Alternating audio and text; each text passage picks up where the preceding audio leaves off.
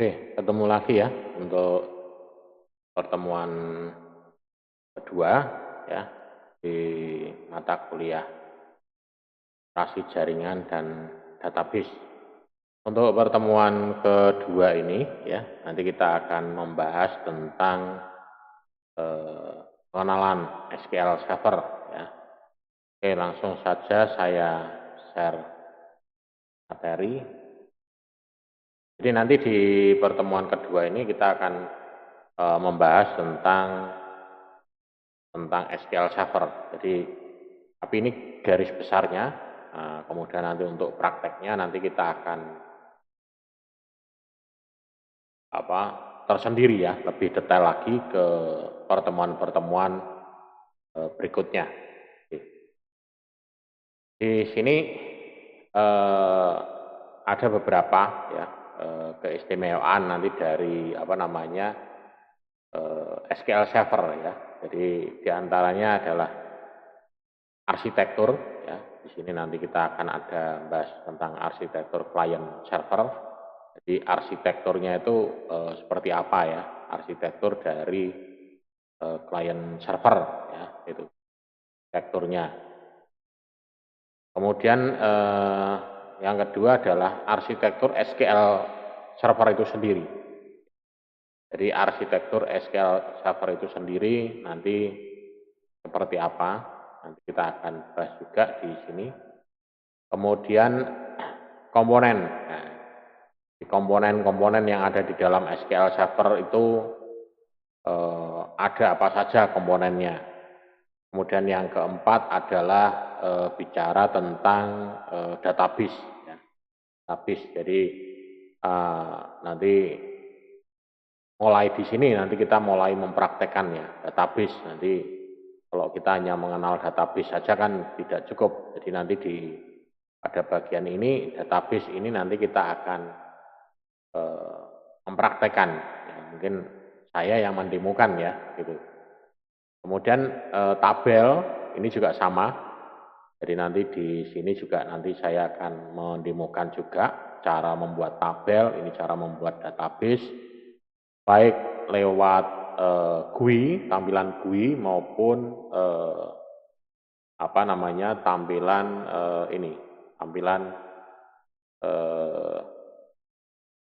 tampilan menggunakan transak SQL atau menggunakan perintah SQL-nya ya, di dalam sini. Ya. Database, tabel. Ya. Kemudian diagram database ini nanti juga kita akan lebih detail lagi di pertemuan yang selanjutnya. Jadi nanti di materi-materi terbagi dalam beberapa bab nanti di sini. Kemudian indeks juga sama ya, indeks. Nanti kita juga akan bahas lagi view. Nah ini apa itu view? Ya kalau pengertiannya mungkin nanti sambil ke depannya ya, pertemuan-pertemuan selanjutnya nanti sambil praktek, istilahnya praktek. Kemudian prosedur tersimpan ya atau store prosedur. Nah, ini nanti juga akan kita praktekkan juga. Kemudian trigger, kemudian ada nanti menggunakan indeks dan penggunaan wizard.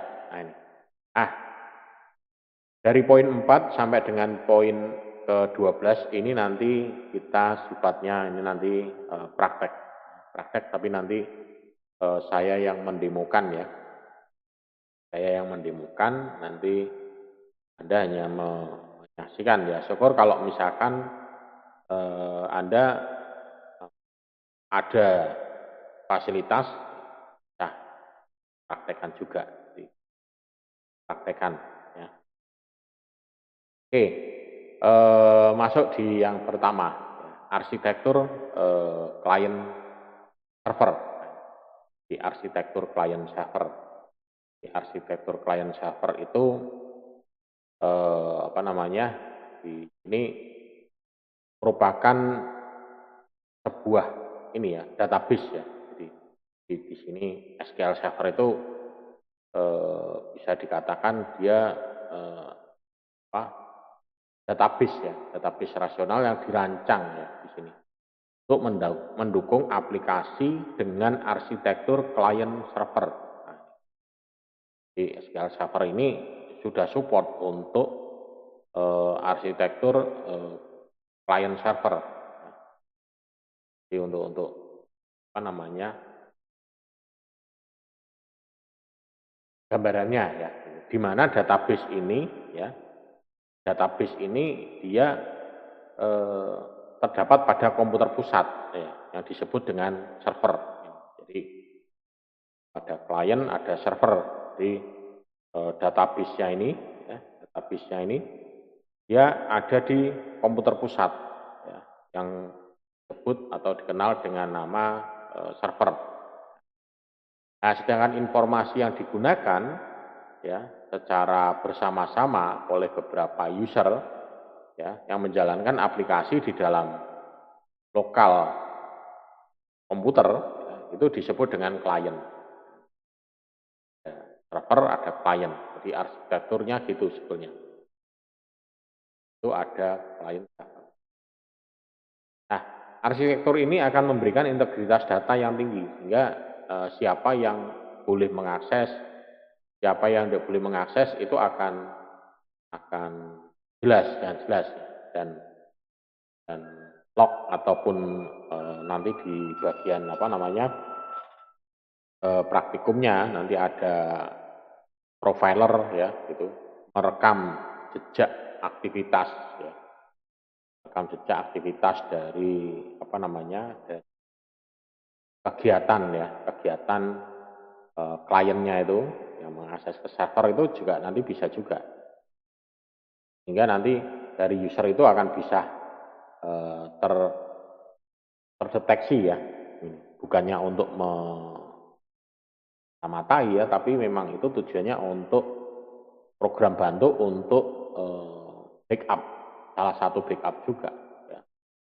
Jadi kalau terjadi sesuatu hal, penyebabnya apa? Itu akan ketahuan. Oh penyebabnya ini karena kehapus. Oh orang ini login, berusaha mencoba masuk login, padahal dia tidak punya hak akses. Nah, contohnya ini di sini. Komputer klien gambarannya. Komputer klien, bahkan komputer klien di sini, klien komputer ini nanti akan banyak. Tidak hanya satu ya. Di SQL-nya banyak satu di sini, tapi di sini dia hanya sebagai client tools only. Client tools. Jadi diinstal sebagai client tools. Seperti kemarin ya, kemarin di pertemuan yang kemarin itu. Jadi sebagai client tools. Jadi kalau kita sebagai client tools ya ini, jadi tidak ada database-nya ya gitu. Nah, mungkin sebagai contoh bisa saya tunjukkan lewat di sini ya server ini. Jadi ini di sini komputer yang dia memiliki database. Yang ini. Kemudian yang ini yang kedua ini saya coba ini dia tidak memiliki database. Jadi yang satu dia ada database-nya, yang satu tidak ada tanpa database. Ini ada dua server. Ya walaupun saya di sini pakai virtual ya mungkin setidaknya sudah cukup membantu ya, membantu menjelaskan ya.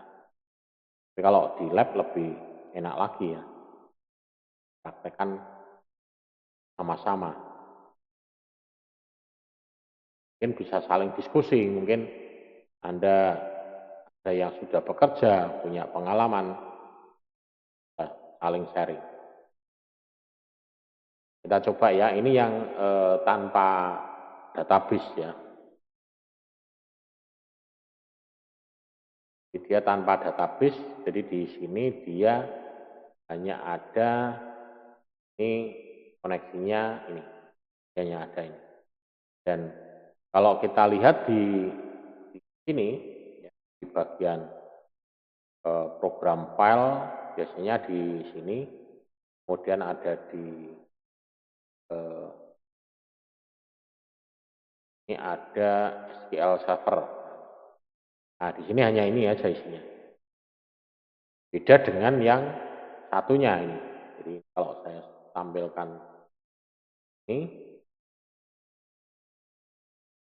ini ada database-nya. Ya folder database-nya. Jadi di sini kita bisa buka, ya. Walaupun sama tampilannya, ya. Tapi di sini dia memiliki database.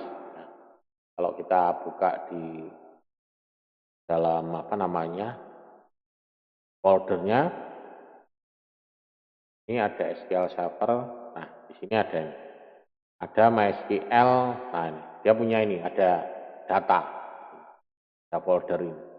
Sementara yang client tools only, ya, application ini, klien aplikasi, dia tidak punya database. Ya, isinya di sini hanya kosong. Kita di sini tidak bisa bentuk database, tapi kita bisa apa namanya membuat atau meregistrasi server SQL dari server lain, ya ini. Jadi kebetulan di sini ada yang server 01, di sini ini adalah punyanya komputer yang sebelah, yang ini ya. Jadi kalau untuk menunjukkan kalau ini punyanya komputer ini, kita bisa lihat seperti ini caranya. Ini coba ini di sini saya stop, servisnya saya stop, maka nanti di bagian sebelah ini, ya sini, ini juga akan stop juga. Itu ini saya refresh, ya. Ini saya refresh, dia akan stop juga.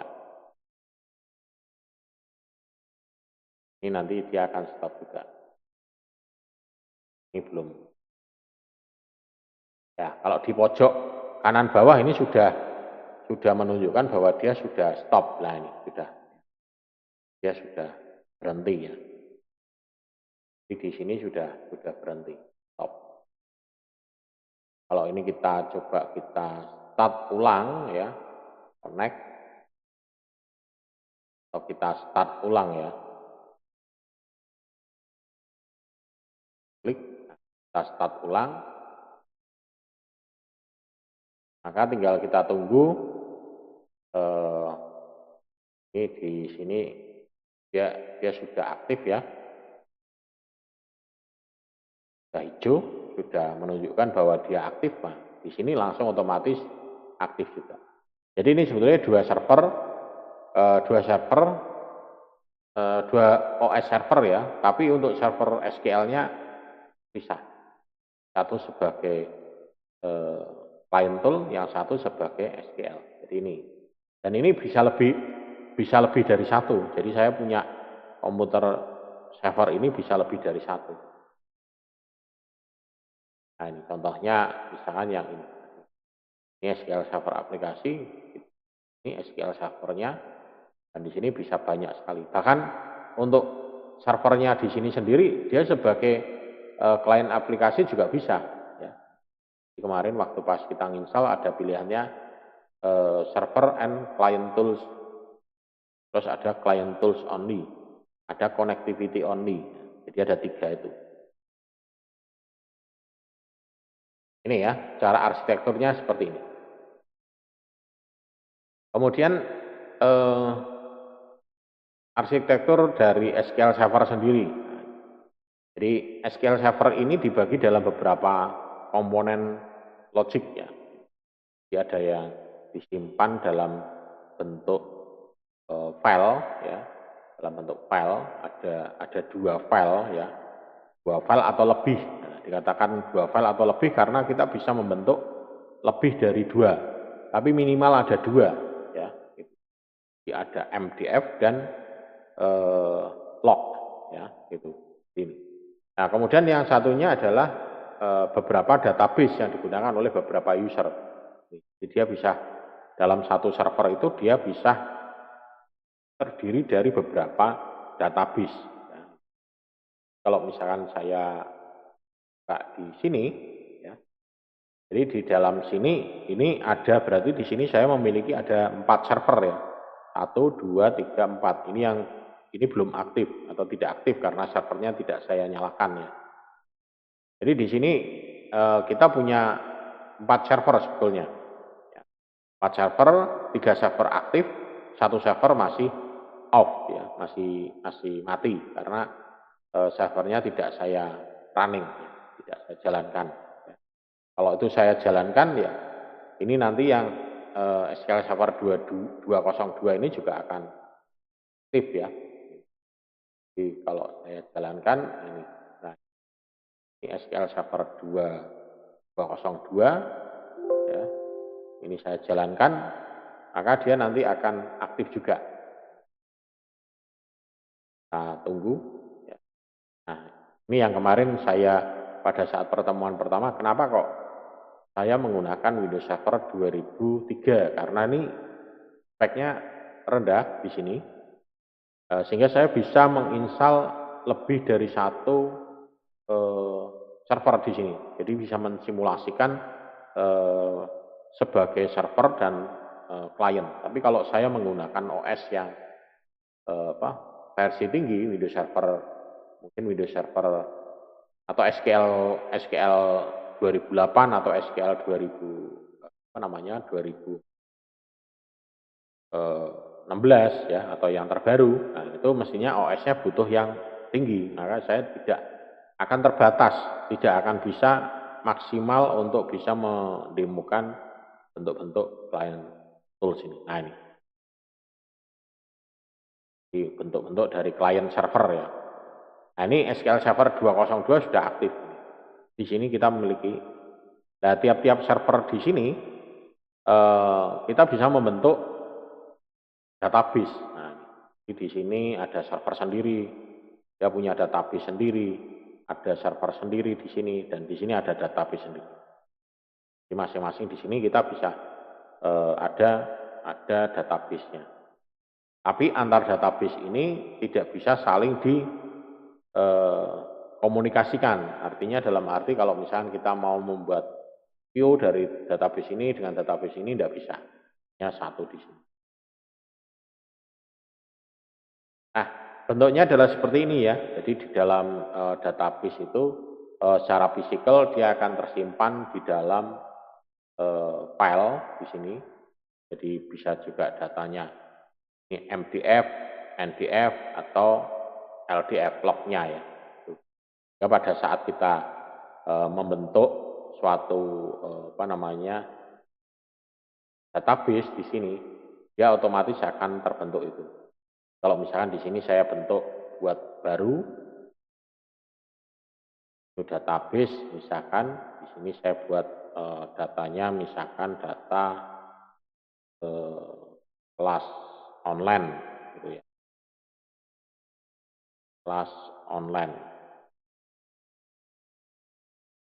Nah, di sini bisa kita lihat di sini ada data filenya. Nah, data filenya di sini ada. Nah, data file di sini, ini dia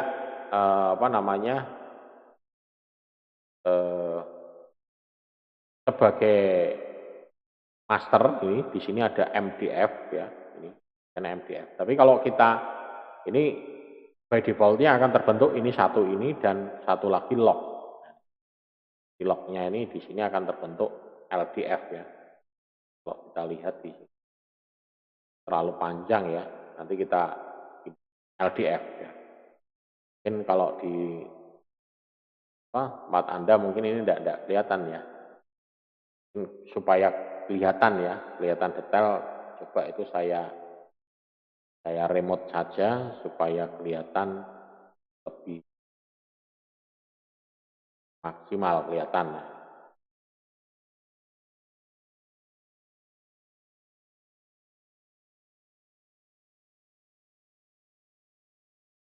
Nah, oke, tapi di sini saya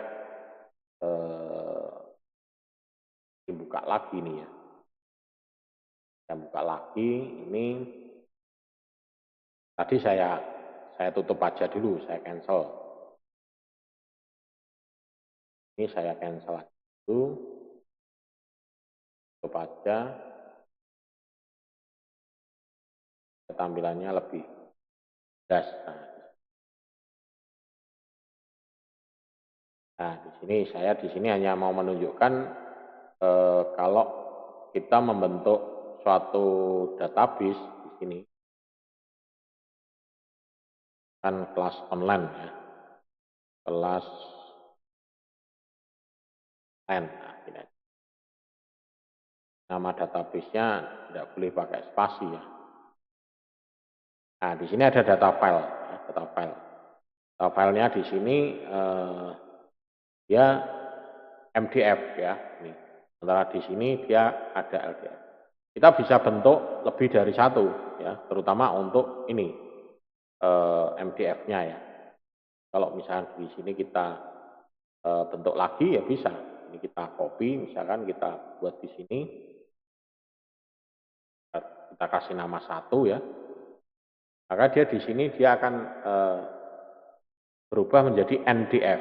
Jadi ini MDF, ini NDF. Ini ada dua seperti ini. Ya. Nah, ini yang akan terbentuk di itu tadi di sini. Ini MDF, NDF dan LDF. Jadi minimal ada dua ini. Maksimalnya bisa banyak. Jadi NDF ini bisa kita bentuk lebih dari satu. Ya. Bisa kita bentuk lebih dari satu. Kemudian di dalam database ini dia ada tabel. Tentunya nanti ada tabel, ada apa namanya, ada view, ada prosedur. Nah ini arsitekturnya ya seperti ini. Kemudian komponennya, komponen-komponen di dalam SQL Server itu komponennya ada ini tadi. Jadi setelah tadi kita membuat database ya, nah, komponennya di sini ada database, ada tabel, ada diagram database, ada index, view, store procedure, tracker, full index. Nah ini nanti di sini di pertemuan ini akan saya jelaskan secara singkat dulu ya di sini. Ini penjelasannya nanti secara singkat dulu. Nah, nanti ke depannya ya, nanti mulai kita praktekkan satu persatu. Database dan tabel. Nah, mulai dari ini dulu sekarang. Database. Database itu apa sebetulnya di sini? Jadi database di sini dia sebetulnya merupakan kumpulan ini database. Database itu yang tadi kita buat tadi. Dia terdiri dari dua atau lebih ya file fisik ya berupa MDF atau LDF ya lognya. Dan isinya adalah ini, ada sekumpulan tabel, ya, ada view, ada indeks, ya, ada tracker, ya, kemudian ada prosedur, ya, kemudian ada objek-objek yang lain. Ya. Jadi dalam SQL Server ini kita bisa memelihara beberapa database. Jadi dalam satu SQL Server ini kita bisa punya lebih dari satu. Nah ini contoh gambarannya ya di sini. Kan di sini ada server namanya Servidor NT2. Dia memiliki 4 buah database. Ya. Ya, ada namanya NewPub, NewPub 2, Northwind, dan Pub. Ya. Dia memiliki ada 1 di sini, 2, 3, dan 4 di sini. Ya. Jadi dia memiliki 4 database. Nah, sementara di database ini Northwind di sini ya, ini ada database Northwind, dia menampilkan komponen-komponen yang dipelihara. Jadi kalau masing-masing database ini plusnya diklik, dia akan menampilkan hal yang sama. Ya. Jadi ibarat contoh kalau yang ini ya,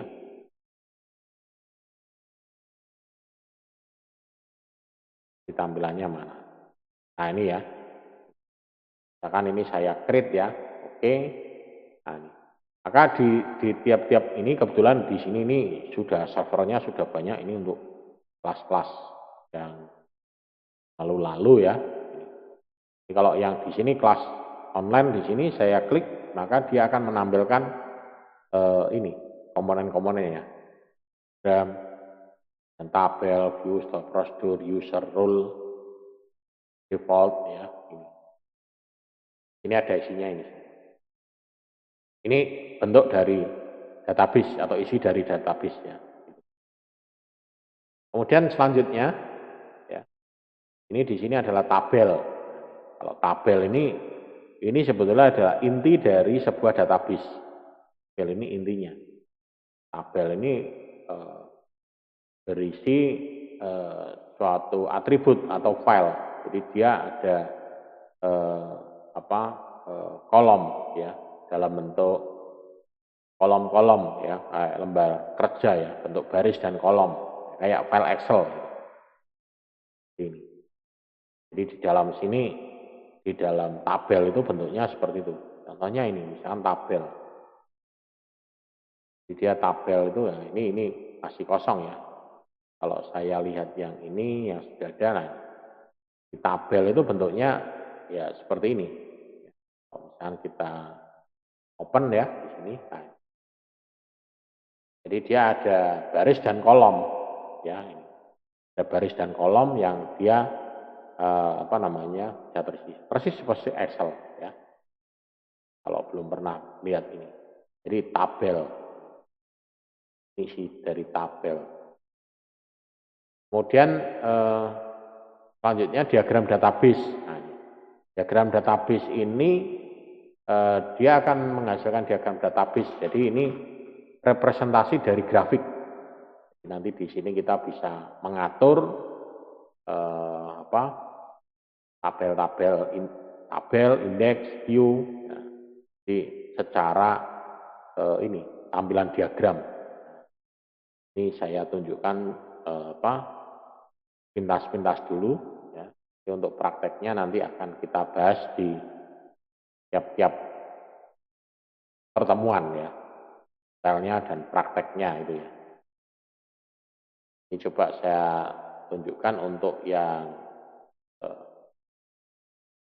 ini diagramnya. Nah, ini diagram. Jadi nanti tampilannya seperti ini. Ya di sini kita akan tahu relationship-nya ya, hubungannya ini antara satu tabel dengan tabel yang lain itu apa? One to one atau one to many atau many to many. Dari sini kita akan tahu, oh ini kaitannya dengan ini, kaitannya tabel ini dengan ini, tabel ini dengan ini. Ya akan lebih mudah kita mengatur dan mengedit ya.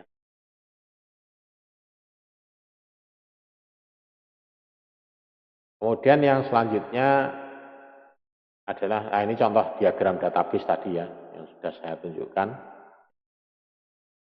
Kemudian indeks, nah ini indeks. Indeks ini kalau di sini ini jenis khusus ya, ini jadi tabel. Jadi tujuan indeks ini nanti adalah mempercepat proses, nah, ini, mempercepat proses. Jadi dia akan melakukan rekaman ya, rekod atau merekod kelompok-kelompok tertentu ya. Jadi biasanya indeks ini misalkan kayak di buku itu ya, di buku itu di akhir itu ada. Jadi, kemudian misalkan di sini contohnya pada database PUBS ya, employee ini. Ini ada indeks namanya ENP index. Contohnya ini. Jadi employee tabel ini akan diindeks dengan nama index on employee ID. Ya, pada saat kita mencari employee ID, mencarinya bukan di tabel yang besar ini, ya. Tapi dia hanya mencari di tabel yang ada di sini dulu. Oh begitu ketemu ada ini, baru dia nanti akan ditampilkan baca yang ini. Sehingga tabel ini tidak akan dibaca secara utuh, secara keseluruhan, tapi dia hanya baca langsung, ketemu langsung di sini. Nah, bagaimana kalau yang tidak ketemu? Ya, kalau di sini tidak ketemu, ya baru dia akan mencari dari sini. Itu nanti di sini ketemu akan diindeks, akan direkam di sini, diindeks. Atau bisa juga kita indeks secara manual. Ya. Secara manual kita indekskan dulu semua di sini, itu kita cari di sini. Mungkin kalau dulu di perpustakaan ya, di perpustakaan itu saya pernah melihat katalog gitu ya, tapi katalognya masih dalam bentuk laci gitu ya. Laci kemudian di situ ada alfabetnya. Atau kalau misalkan Anda pengen mungkin pernah mengalami atau menjumpai juga itu di kamus bahasa Inggris. Nah, kamus bahasa Inggris di sampingnya itu ada cekungan ya, kayak disobek cekungan, ada A, AB, terus AT, AD, AE. Nah, huruf depannya itu diawali dari itu. Nah, itu salah satu juga indeks untuk mempercepat. Ya. Kalau saya mau nyari yang misalkan kamusnya misalkan kamar atau room, cari aja di situ R, dibuka, hingga cepat. Nah, coba kalau itu tidak ada itu, mungkin akan bukai, ngelihati satu-satu, mesti akan, oh ini baru M, oh lari ke sana, lari ke sini. Ya. Tapi kalau ada indeksnya itu lebih cepat lagi. Itu contoh di kamus bahasa Inggris atau kamus-kamus itu ya, itu ada itu indeksnya. Indeks di sini juga ya. Jadi dia ini penjelasannya yang tadi ya, penjelasan yang ini tadi. Jadi dia di sini adalah melakukan pencarian pada tabel ini, dan apabila server mendeteksi kolom kuncinya, dia akan mencari di dalam indeks.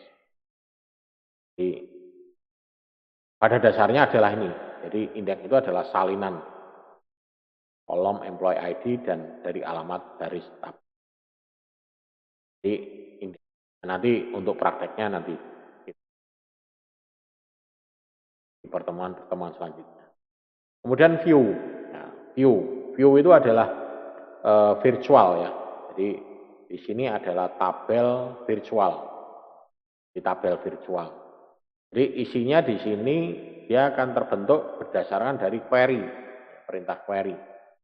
Query-nya apa? Ya, dia akan menampilkan tabelnya atau menampilkan isinya. Jadi view ini bukanlah tabel fisik di sini. View itu bukan tabel fisik. Jadi kayak report gitu ya. Report itu kan juga bukan tabel fisik. Jadi dia read hasil itu. Ya. Preview. Nah, preview itu juga, misalkan kita mau ngeprint dokumen, print preview, tampilannya di situ sebelum dicetak, itu sebenarnya bukan tidak ada wujud filenya, tapi dia berupa virtual, ya. Bukan tabel fisik atau bukan data fisik. Nah, di sini view ini bukan tabel fisik, tetapi ini merupakan sekumpulan instruksi, yang memberikan hasil serangkaian data. Ini contohnya ini, view contohnya ini. Nah, ini. Nah, view-nya ada di tengah nih, tabel view. Tabel view ini dibentuk dari dua buah tabel. Ya. Jadi dia terdiri dari tabel title di sini dari title tabel, dan price di sini diambil dari price. Sementara yang dari publisher tabel dia ngambil dari public name. Tapi untuk membuat view ini ada syaratnya. Ya. Syaratnya adalah di sini kedua tabel ini harus memiliki relasi. Kalau tidak ada relasi, tidak mungkin bisa terbentuk seperti ini. Ini contohnya yang ini, relasinya di sini apa?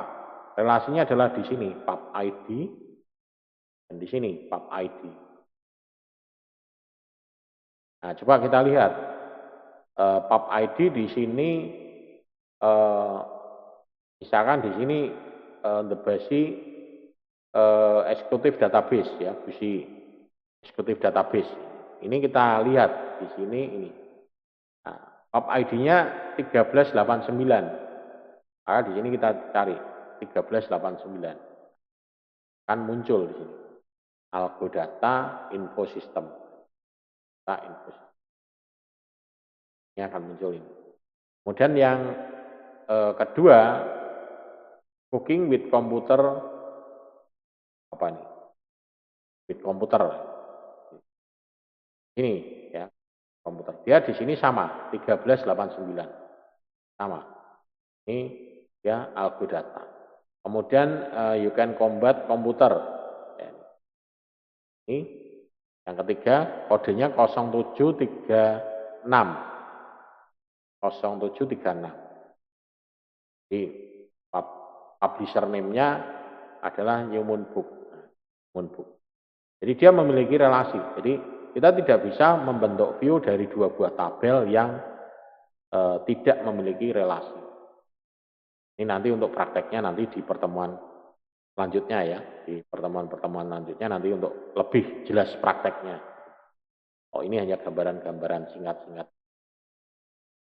Kemudian store prosedur, nah ini juga. Jadi di dalam database ini bisa diakses hanya menggunakan perintah transact SQL. Dan sewaktu membuat ini juga dia berfungsi sebagai interface database. Ya. Di perintah ini bisa dibuat menggunakan create SQL atau create prosedur. Nah, ini. Jadi perintah transact SQL adalah create prosedur. Untuk mengubahnya menggunakan perintah alter prosedur. Ini harus menggunakan perintah ini transact. Walaupun nanti di dalam pembuatan store prosedur ini ada tampilan GUI-nya, tapi di dalamnya juga masukkan perintah ini. Gunakan perintah apa namanya ini. Nah, store prosedur ini bisa ada di dalam ini. Di dalam prosedur-prosedur yang tersimpan bisa dipicu oleh program di dalam komputer klien. Ya nanti ada pemicunya, misalkan dari trigger atau dari apa, nanti kita bisa untuk menjalankan ini. Nah ini trigger. Nah, kalau trigger ini adalah store prosedur yang secara otomatis dijalankan apabila ada di dalam ada perubahan data. Jadi kalau nanti ada perintah insert, update ataupun delete, nah nanti baru dia akan menjalankan apa. Jadi salah satu penggunaannya adalah untuk menerapkan pembatasan atau mungkin untuk backup ya, untuk backup atau untuk bisa juga untuk replikasi data. Jadi, supaya tabel A isinya akan sama dengan tabel B. Jadi kita bisa membuat suatu replikasi, baik itu perintah insert, update, delete, dia akan mereplikasi semua.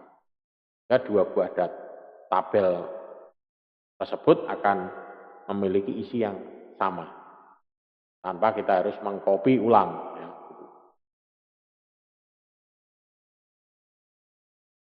Kemudian ada juga full index, ya ini, full index, ya. Di indeks khusus. Ya. Jadi ada indeks biasa, ada full index. Nah, ini kalau indeks biasa ini dibuat dan dihapus melalui perintah SQL. Kalau yang full index ini dibuat dan dihapus melalui penggunaan store prosedur. Indeks ini bisa ada beberapa indeks dalam setiap tabel. Kalau yang full indeks ini hanya bisa ada satu. Hanya bisa ada satu indeks pada setiap tabel. Kalau ini ada beberapa indeks dalam setiap tabel. Kemudian kalau ini dia secara otomatis diupdate apabila filenya dari tabel itu berubah, dia otomatis akan diupdate. Tapi kalau yang ini hanya diminta. Jadi pada saat kita mau melakukan indeks, ya baru dia akan baru dia akan melakukan indeks.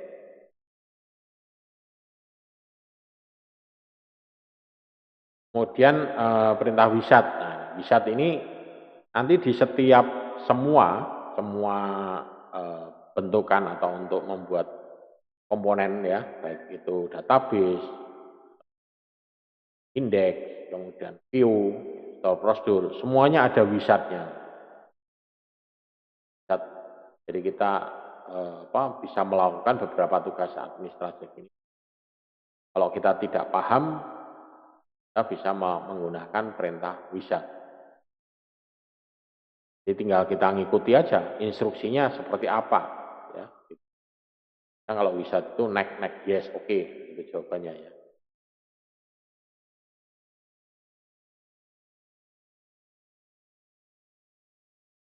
Ini contoh-contoh wisat yang ada di dalam ini, di dalam apa namanya SQL. Ya. Biasanya di sini sudah tersimpan dalam nama misalkan store prosedur. Dia akan tersimpan atau bisa kita lihat di dalam, biasanya di dalam tabel master ya.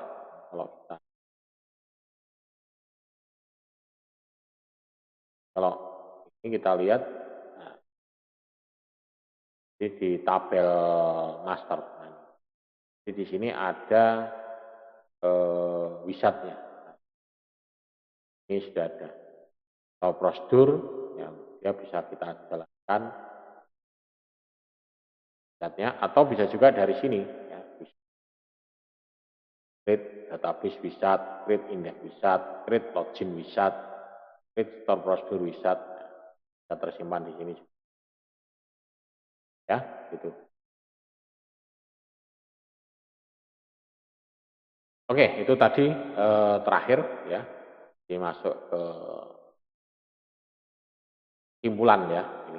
Ini di sini nanti hanya memberikan gambaran singkat tentang komponen-komponen pada bab selanjutnya. Nanti kita akan mulai dengan membuat ini database. Jadi nanti untuk pertemuan selanjutnya nanti kita masuk ke dalam pembuatan database. Nah, itu nanti kita sudah mulai praktek ya. Mungkin Anda bisa, kalau yang ada fasilitas bisa mulai menyiapkan, bisa menggunakan bahasa SQL apa saja, versi yang berapapun tidak ada masalah. Jadi nanti untuk, ini pertemuan ketiga ternyata ini ya, query analyzer.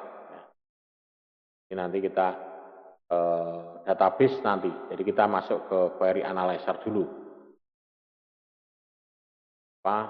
PowerPoint-nya belum saya update ya. Kita membahas tentang query analyzer.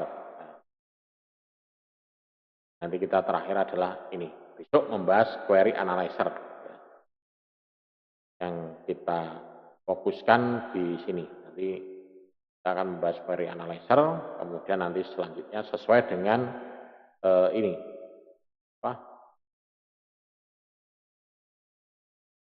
RPS-nya ya. Ini ke ringkasan dari RPS-nya. Pertama ini, kedua, nanti minggu kedua, pertemuan ketiga nanti kita bahas query analyzer. Oke ya, mungkin itu yang bisa saya sampaikan untuk pertemuan kedua ini. Nanti kalau ada hal-hal yang mau ditanyakan lebih lanjut bisa via WA ya. Tiap pertemuan ini, di tiap PowerPoint ini di halaman depan ada nomor kontak saya, nomor WA saya. Jadi Anda bisa sewaktu-waktu bisa menanyakan, nah ini kalau ada hal-hal yang akan ditanyakan.